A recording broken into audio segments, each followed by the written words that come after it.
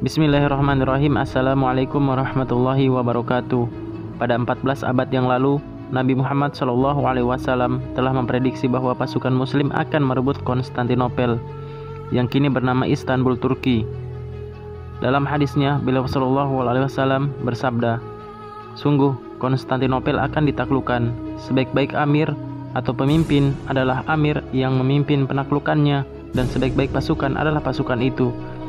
Hadis riwayat Ahmad.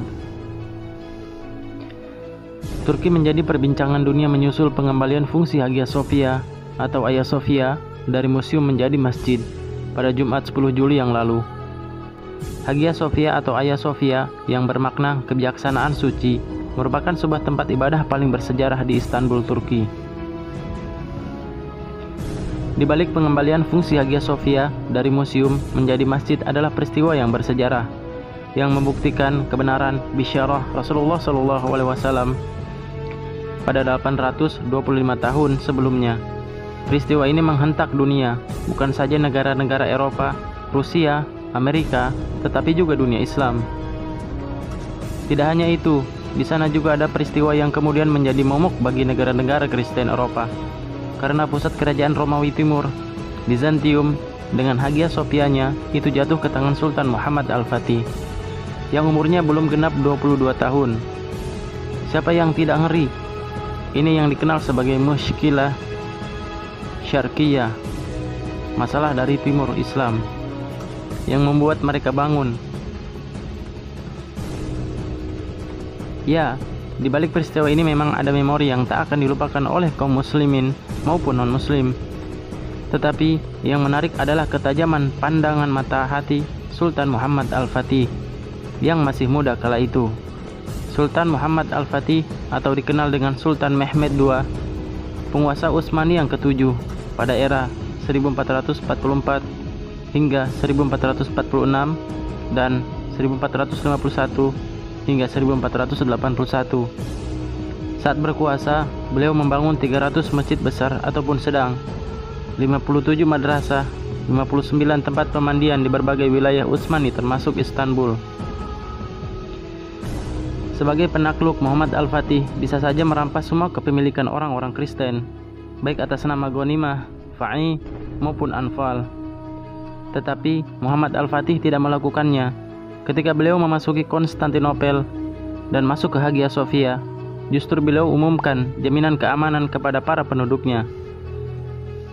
Hagia Sophia pun tidak diambil, apalagi dirampas dengan semena-mena, sebelum akhirnya dijadikan masjid, tetapi dibeli dengan uang pribadinya, bukan dari dana negara, Baitul Mal, atau kekayaan kaum muslim, tetapi benar-benar dari hartanya sendiri. Setelah itu, Hagia Sophia dijadikan masjid dan diwakafkan hingga hari kiamat untuk umat muslim. Inilah kebijakan Sultan Muhammad Al-Fatih yang luar biasa, kebijakan yang lahir dari ketakwaan dan sikap waroknya, jauh dari arogansi dan kezaliman.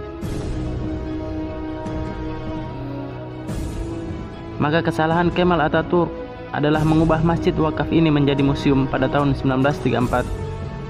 Dan sejak saat itu, Hagia Sophia yang merupakan wakaf berubah statusnya. Inilah dosa Atatürk. Setelah revolusi kufurnya dengan meruntuhkan khilafah diganti dengan republik. Apa yang dilakukan Erdogan saat ini dengan kekuasaannya sebenarnya hanya membatalkan keputusan Atatürk yang batil itu dan mengembalikan status masjid wakaf kepada status yang semestinya.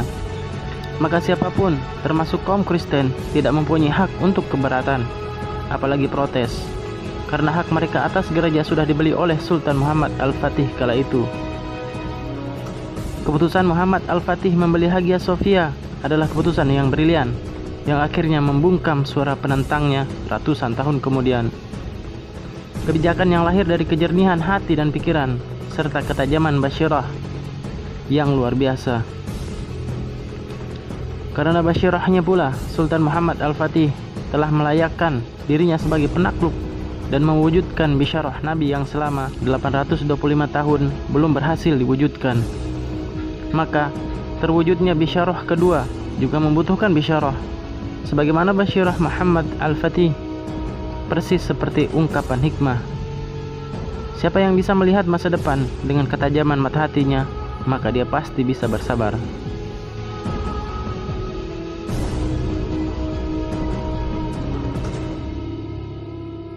Begitulah sang penakluk Sultan Muhammad Al-Fatih melatih dan mengasah basyirahnya, dan begitulah kita seharusnya. Tidaklah lahir seorang pemimpin yang hebat kecuali ditempa oleh guru terbaik dan ketakwaan hakiki. Sultan Mehmed II sukses menjadi pemimpin sekaligus panglima perang sebagaimana disabdakan Rasulullah SAW pada 14 abad yang lalu. Wallahu a'lam bishawab.